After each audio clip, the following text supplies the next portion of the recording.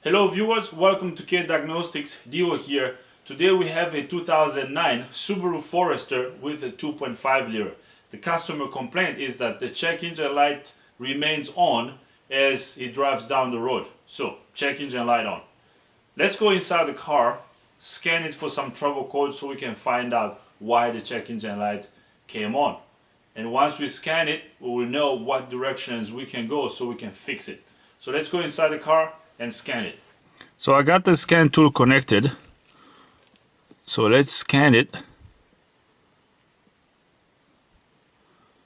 It is a 2.5 single overhead camshaft. So this one. So the scan tool has identified the car. Okay. So we can do a whole system scan. Actually, before we do a whole system scan, let's confirm the customer complaint first. I'm kind of going ahead of myself here. So the car is running now and the check engine light remained on. Right there. So customer complaint confirmed. And there are actually two more lights on the dash. I mean, that's the tire pressure monitor light, and the cruise control light is flashing, and the traction control or light also is on. So he's got a couple lights on, but right now let's scan it and see how is everything going here. So let's bring the scan tool back up, and let's do a whole system scan. So let's go to code scan, pre-scan. So this is gonna scan all the modules on the car.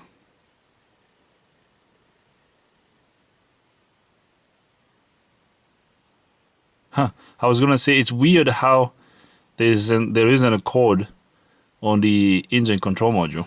Did you see that 0 that was there first and now it's showing one code?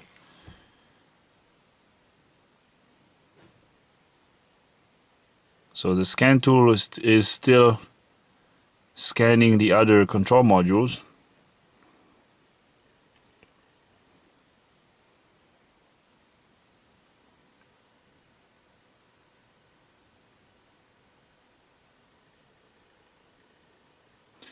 So it looks like all the modules have been scanned. So here is our code on the engine control module, P0028 left oil switching valve solenoid. Wow. Anyways, so left oil switching valve solenoid valve malfunction. And we definitely have some other trouble codes on the other modules. So on the ABS control module, we have this vehicle dynamic control, VDC control interruption because of engine instructions history.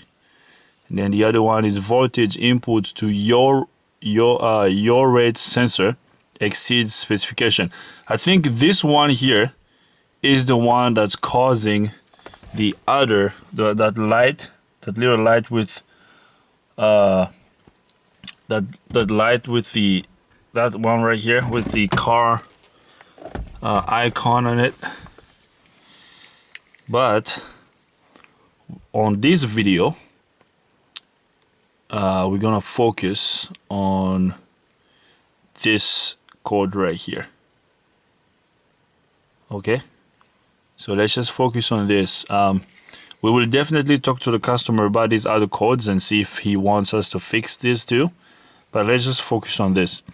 So let's click diagnose and let's get some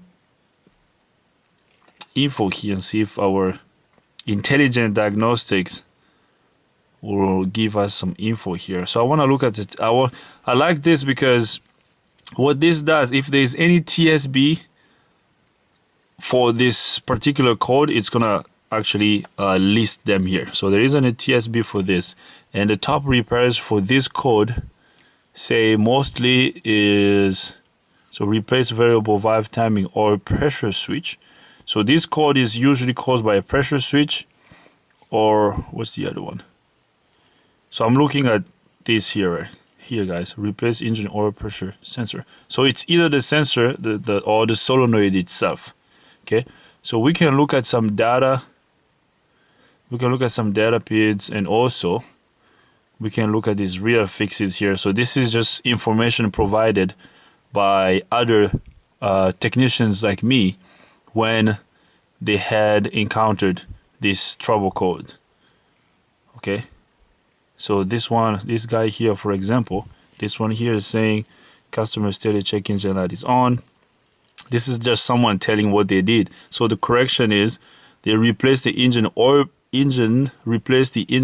pressure sensor, cleared code, performed a road test, and verified the vehicle operated properly.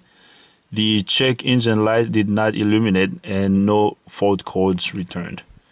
Okay, so this is valuable information here, guys. I mean, this is good because once you go through here, you can kind of have an idea. So this is valuable information. We can look at data. Well, yes, let's do that. Let's click here and see if there's any valuable info there. Okay, so these data PIDs with flags are the ones that are out of spec, so the ones that have issues. So let's start it and see what happens. So remember but why is it flagging all of them? Because the code is only for the left side. It's, this is weird.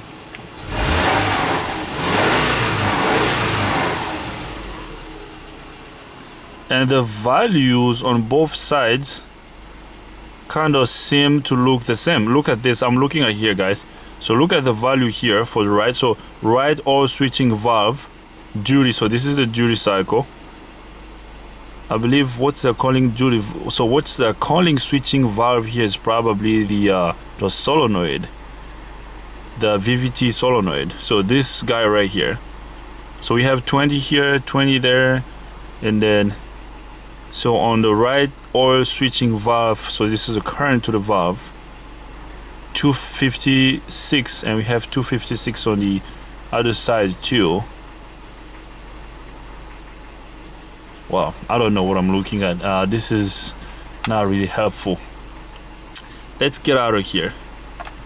Let me turn the car off. Let's get out of here. So the code is P0028. So let's get out. Let's go to engine and let's get some info about this code from the troubleshooter. This is kind of one of the things that I like about this scan tool, snap-on scanner, is that sometimes you don't have to go back to mutual pro demand to look at the code setting criteria and all that stuff, because some of it might just be here on the tool. So right here, P0028. All right, so here is the code, and I hope you guys can see that. I'm gonna read it for you.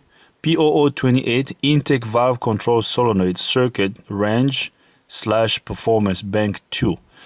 So that's good to know. So this code right here, so it's for the solenoid, so the valve control solenoid on bank 2. And then let's read the description.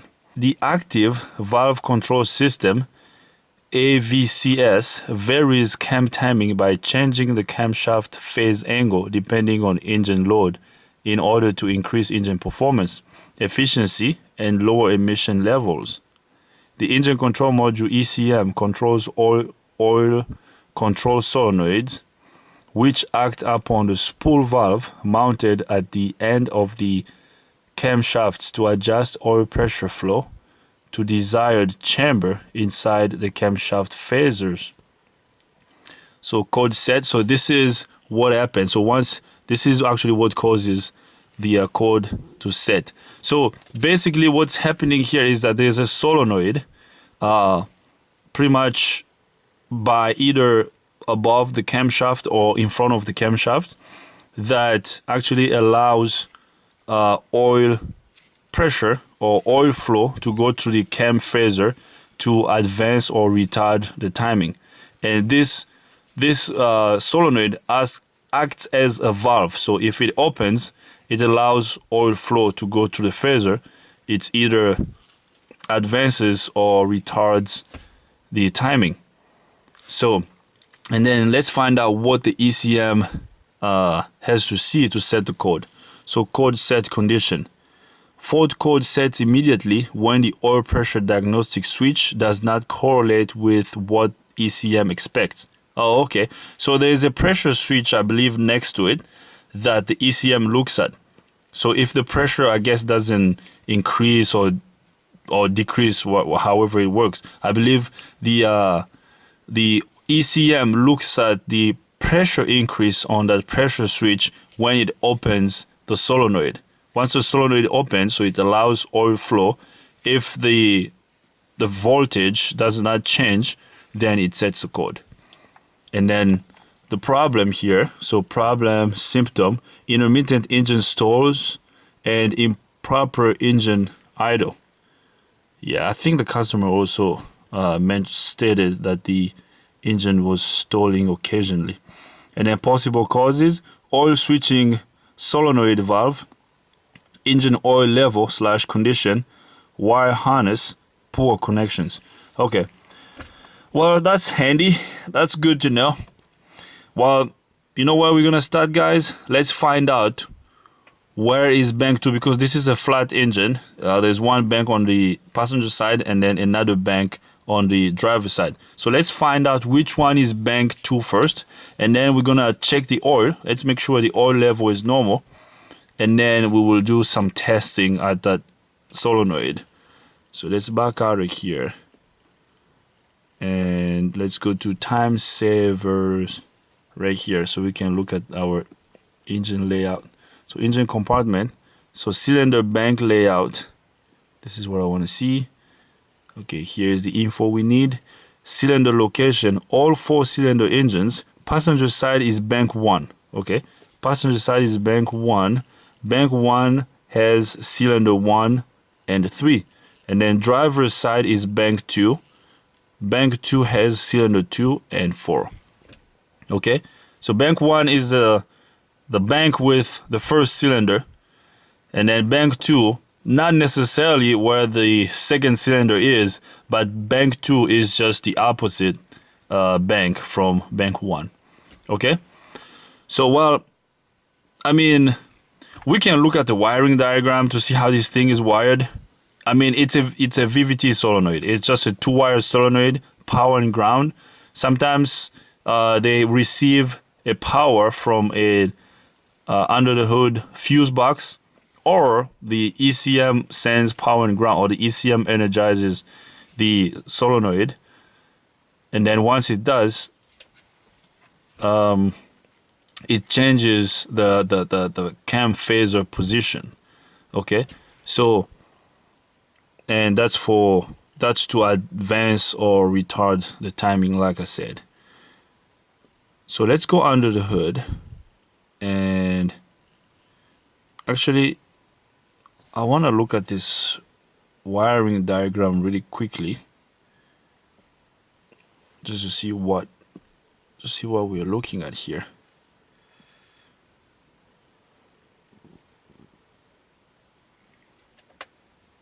Just to see what we're dealing with, guys. So here are our solenoids. So there is this one.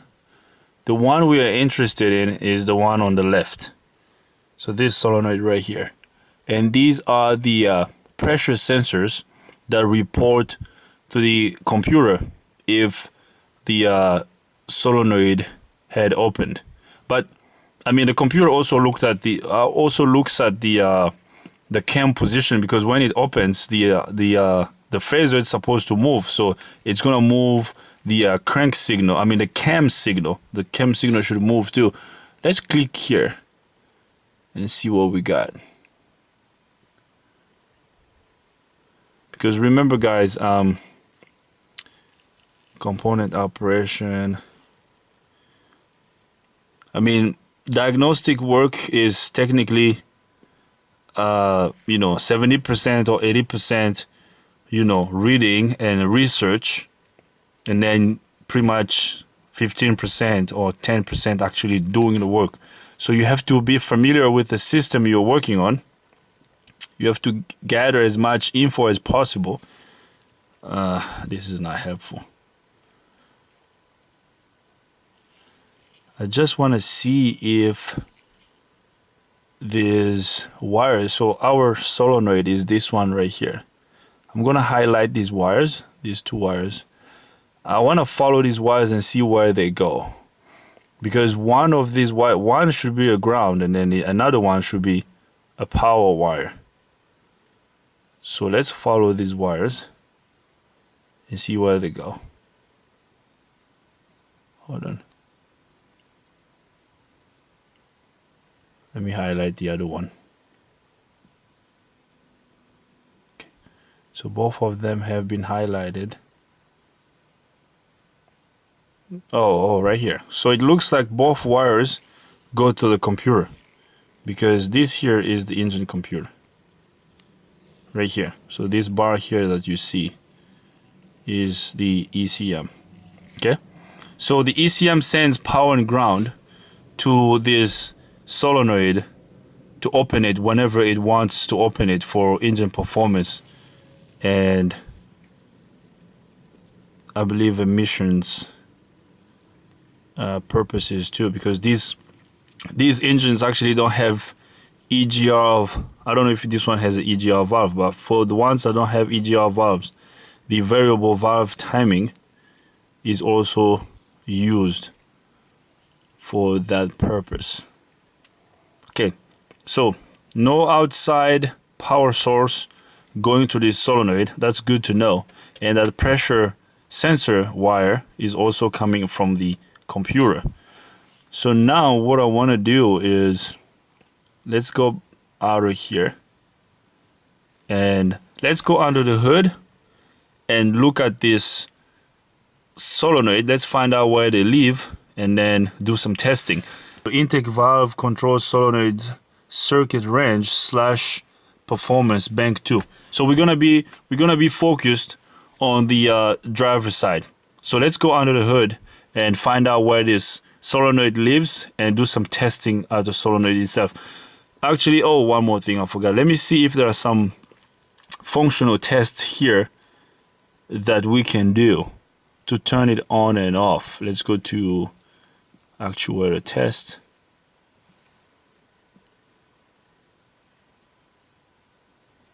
That's it.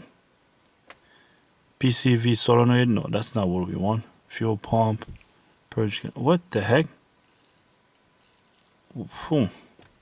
Well, that's not helpful. So no bidirectional tests for the Vvt Solenoid. All right, so let's go under the hood.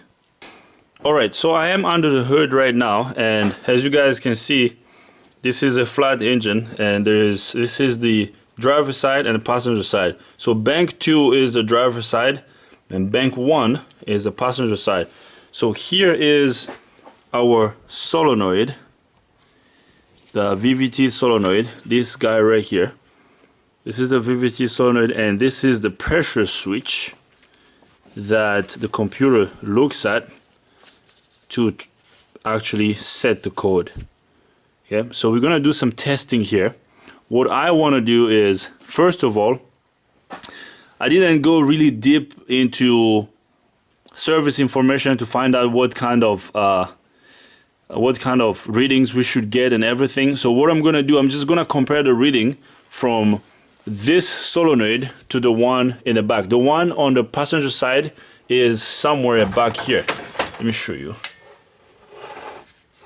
Yeah, so back there, I hope you guys can see that blue connector. Right there is the Vvt solenoid on the passenger side. So what I'm gonna do is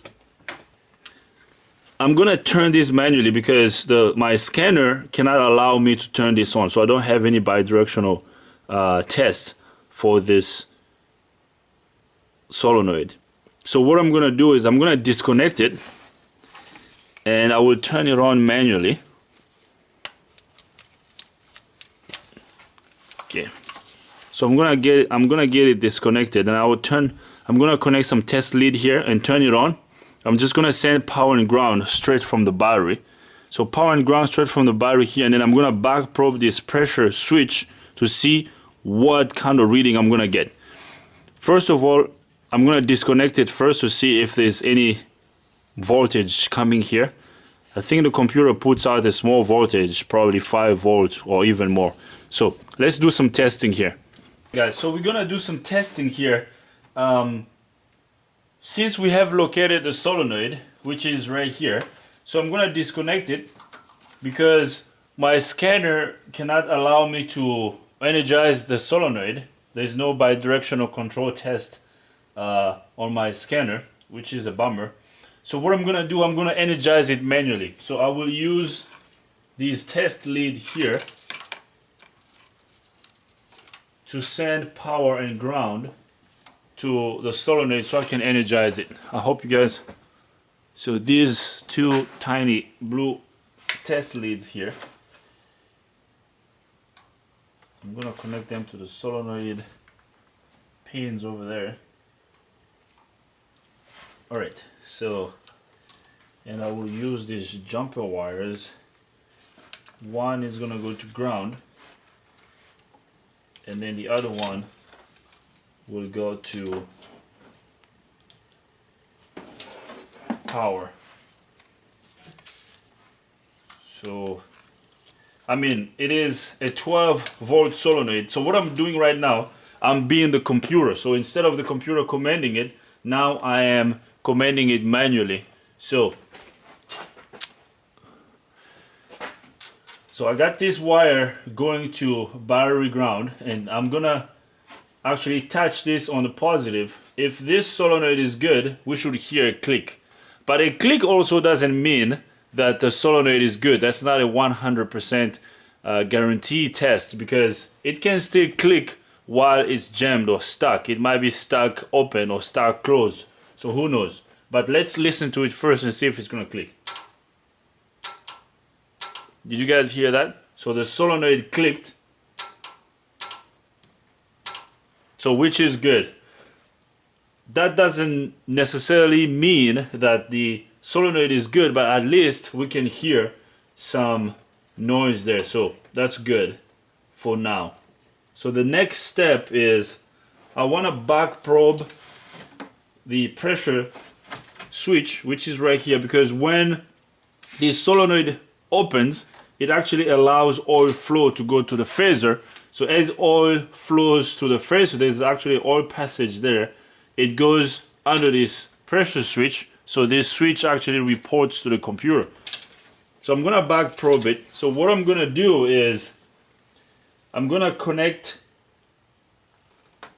back probe this and connect the multimeter to this switch here and see what kind of reading we're gonna read here. First, with the key on, engine off, we should have some type of voltage, because the computer sends a voltage. I don't know how many volts, but the computer sends a voltage on this wire, and then that voltage gets pulled to ground when oil passes through that. So I have my multimeter connected to the pressure switch. I'm gonna go turn the key on. So with the key on, we are reading 12 volts, and I'm actually connected on this pressure switch right here, the variable valve switching oil pressure switch. I think that's how they call it. Anyways, so we have 12 volts there, which tells me that this wire here is good. And now I'm gonna connect it to the sensor. Once I connect it, this voltage should drop, I believe, or it should go down a little bit. Okay, well, it didn't drop. Sorry guys, I lied. Okay, our voltage is at 12 volts now, and I'm gonna go inside the car and start it. Alright, so the car is running. We are reading battery voltage on the wire that goes to the pressure sensor, the variable valve oil pressure sensor. Now I'm gonna energize the solenoid. Now watch here. So this is the other wire that's going to the solenoid. So now I'm gonna manually energize the solenoid, and let's see what's gonna happen to that reading.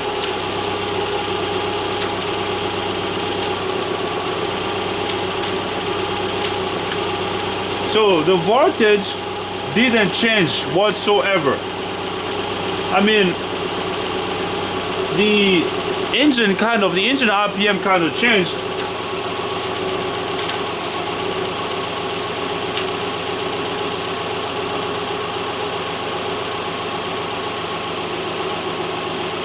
Can you guys see it? Now the voltage just went down.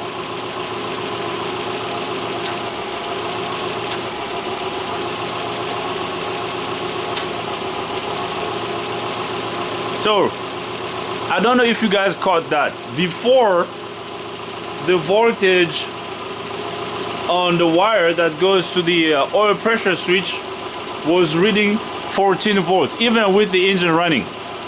But now I'm not energizing anything. The voltage is pretty much stuck at half a volt right now. And when I energize the solenoid, the voltage goes up to nearly 14 volts. Watch. And as I do that, the engine RPM changes, which is normal, because I don't know if I'm either advancing it or retarding it. The engine RPM should definitely change. But why was it reading pretty much battery voltage at first? So I think this switch is defective. So let me disconnect the switch and see what happens. So the switch is disconnected. So I just disconnected the switch now, and we are reading battery voltage. So let me connect it back up.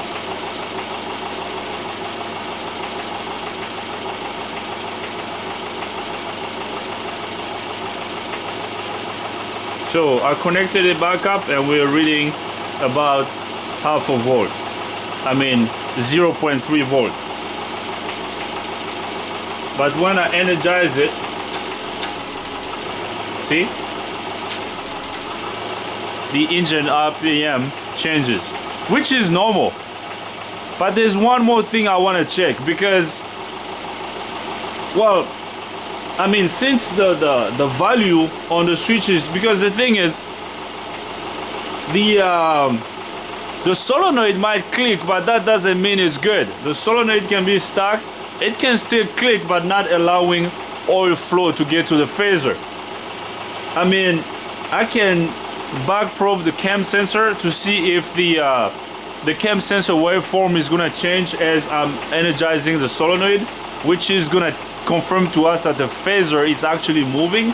But I don't think it's necessary to do that, because when I energize it, the value on the pressure switch is changing. If the value were just staying constant, if it was just reading 12 volts or 10 volts, no matter what, we would suspect that the solenoid is not opening. But the voltage is changing, so I think we're good on that end. I think the solenoid is probably good. What I want to do next is, I don't even think if this is necessary, but I want to do the same thing on the other one, and so then just to compare the readings we're gonna get. So we're gonna do the same stuff on the passenger side, because the passenger side is good. the side that has the issue is the driver side. So I'm gonna back probe the same because it's got two pressure switches, one on this side and another one on the other side. So I'm gonna back probe this pressure switch just like we did here, and then energize the solenoid manually on that side and see. Like right now the engine is running and we are reading 0.1 volt with the engine idling. And then when I energize it, the voltage goes up, right? So let's see if we're gonna find the same thing on the other side. So alright, so just a quick overview here before I go to the other side. This is the side we were testing. So I have this test lead straight to the solenoid, and I'm back probing this pressure switch right here. This is the Vvt pressure switch that reports the pressure when this solenoid opens. So I have this connected to my voltmeter. So the red lead to the sensor, and then the black lead on the voltmeter goes to battery ground. And then these two, actually I'm sending power and ground on these two to open the solenoid. Okay, so the same setup, I was actually gonna back probe the cam sensor right here just to see if the waveform was gonna change as I'm doing this, but the value on the solenoid, I mean the pressure switch, is changing as I'm energizing it. So I don't think there is even a need to do that, because if our value wasn't changing, this checking the cam waveform would confirm, would be just an extra step to double check if this solenoid is opening. I believe the solenoid is opening. We most likely have a faulty pressure switch, but before we confirm that, let's just do one last check to be 100% sure. It doesn't hurt to check and double check yourself. So the same setup here is also back here. Okay, so right, hopefully you guys can see. So back there. So I'm gonna do the same thing. You see that little white connector that you see there? So that blue one is the Vvt solenoid, and then the other one is its oil pressure. Yeah, so those two guys right there. So I'm gonna back probe that oil pressure too, and then I will manually energize the Vvt, and then we will compare the readings to this side, and then we will make a call afterwards. So I will do that and then bring you guys back up. I'm gonna grab power here at the alternator B terminal, and as you guys, I'm energizing the solenoid right now. Just listen. Can you guys hear that? So our solenoid is clicking. Again, that doesn't mean it's good, but at least we can hear it. So there's most likely some movement there, but that's not a 100% true test. Okay. So we got some noise there. Now I'm gonna turn the key on and just focus on the multimeter. I'm gonna turn the key on and let's see what kind of reading we're gonna get with the key on. So with the key on, switch connected, we are reading 0.1 volt. Actually, let me disconnect it first. Let me see if I can disconnect it. So I was able to disconnect it. So again, this wire going to the Vvt pressure switch is coming from the engine computer. So the engine computer puts out battery voltage. So looking at this tells us that our wiring is good. On both sides. Okay, so now I'm gonna plug it. So it's plugged in. The voltage dropped to 0.1 volt. So again, system design, this is a pull down design.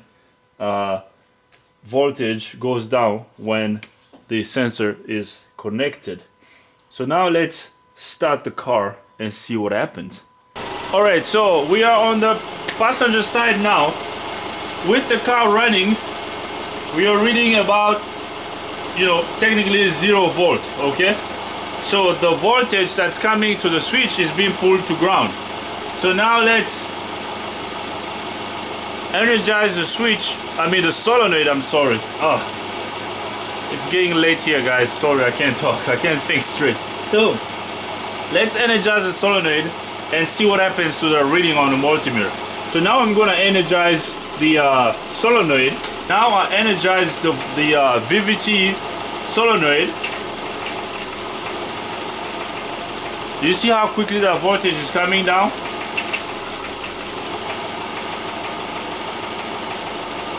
So let's do one more test on the other side. It looks like that pressure switch is the issue, because I don't know if I mentioned it, the pressure switch on that side, when I de-energize the solenoid, so when I disconnect the solenoid from the power, it's taking a little bit of time, so it's taking a couple seconds to come down to 0 compared to this side. That's good. Watch, the voltage is gonna go up to battery voltage. You see it's coming down really quickly. So let's just verify the other side quickly before we wrap up.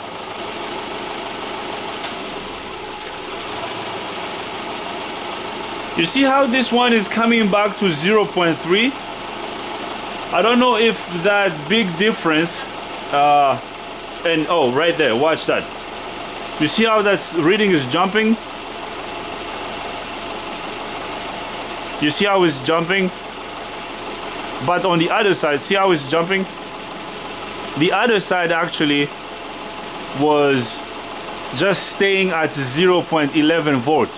See how this side is jumping? I hope you guys can see those readings on the multimeter right there. And I'm not energizing the solenoid, but the reading on the switch is jumping up and down. It's not supposed to jump. So we have a faulty switch, guys. This Vvt switch is faulty. Actually, I'm gonna back probe the other one over there. I'm gonna back probe the other one, and then we will just switch the test lid so we can compare it one more time.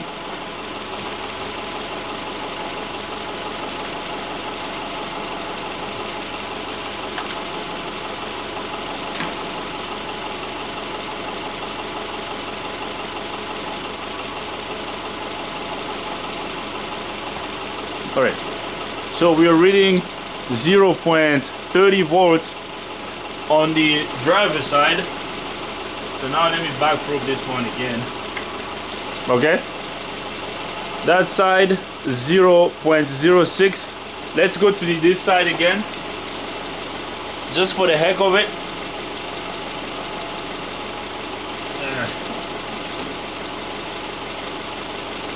So now let me back probe this side. See? 0.20. I mean, both of them should have the same value. Yeah. So bad Vvt pressure switch. And I think that's what the top repair says on the intelligent diagnostic when we looked it up earlier. Okay, so I'm gonna swap this switch. I'm gonna order it first. Once it comes here, I'll swap it, and then I'll bring you guys back up. All right, so yeah, that's the issue, guys. The oil pressure, the Vvt pressure switch is the issue. I'm gonna order it, and once it comes here, I'll get it replaced and bring you guys back up. Watch the reading over there. Now it's dropping to 0.20. So now I'm gonna back probe the one on this side, and let's see what happens.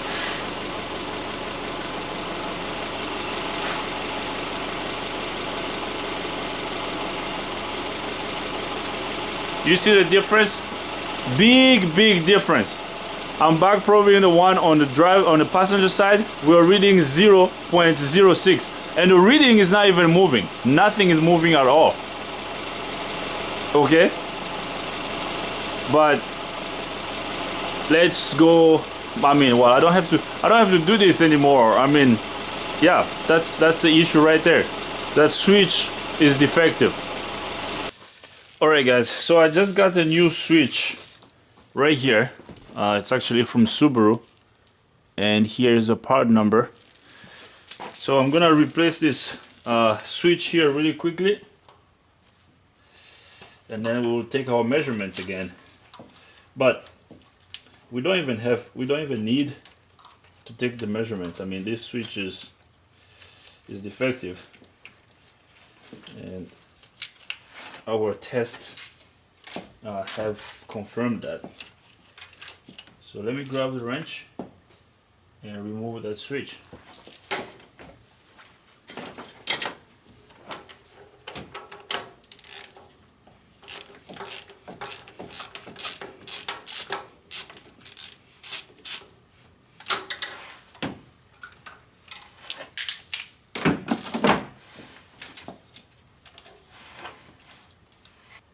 Alright, so here comes the old switch. So now I'm gonna install the new one.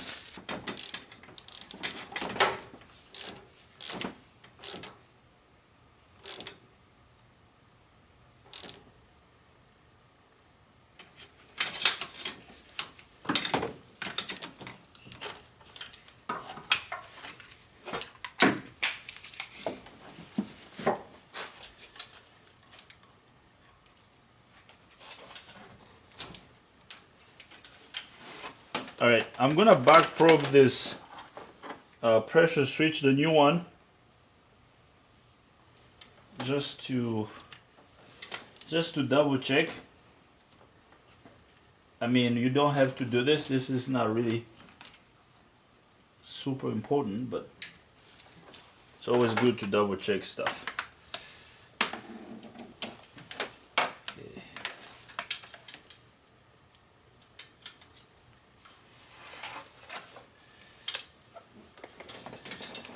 So if this switch is good, we should read around 0.01 volt with the car running.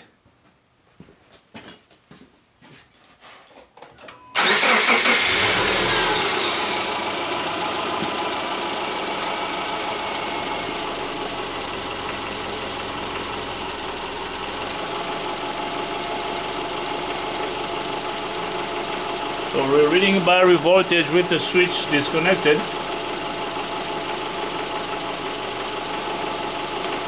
So actually, I'm gonna turn on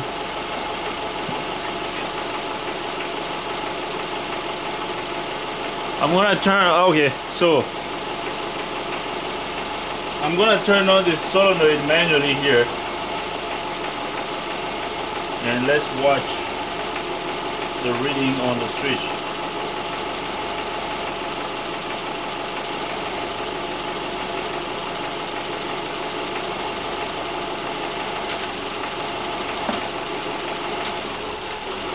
Did you see that?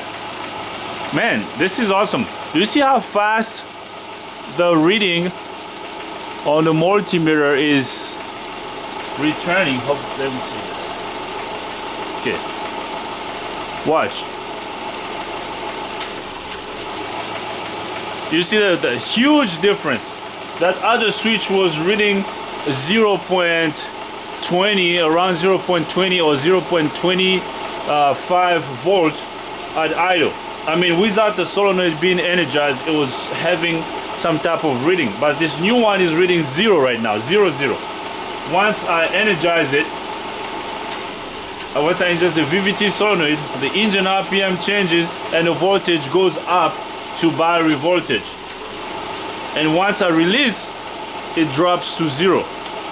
So this is a fix, guys. What I need to do, I just have to go back inside the car, erase the light, erase the codes, the check engine light is gonna go off, and then test drive it. So We're gonna stop here. This is a fix. I'm gonna go inside the car and turn it off so we can wrap up. So you guys saw a big difference there. I mean, there's nothing else I need to do. I mean, we already did some of the tests. The only test we could have done, we could have looked at the cam sensor waveform. I mean, that's if we had any suspicions about the flow on the VVT system. If the phase, I mean, if the solenoid, if we were suspecting the solenoid not opening, but that wasn't the case here. So the problem was just the switch itself. Some of you might say, well, why didn't you just go ahead and replace the switch? You might do that, but that's not good. That's not like good practices. It's always good to go through the logical steps of diagnosing issues. You just don't want to throw parts at cars. Make sure you check your stuff. Make sure you check your wiring. With the switch disconnected, we were reading 12 volts. So that already tells me that the wiring is good and the computer is putting out the correct voltage to operate that switch. And we did some further testing and stuff. This could have been really easily, but I made this video a little bit longer also so that I can show you the step-by-step process of how I diagnose these issues. So I hope you like this video. If you do, give it a thumbs up. If you don't, give it a thumb down. But if you do, you gotta tell me why, okay? Once again, thanks for watching. If you have any comments, questions, criticism, leave them in the comment box. And while you're down there, don't forget to ring the bell so you can get notified every time I upload a new video. So, see you guys next time.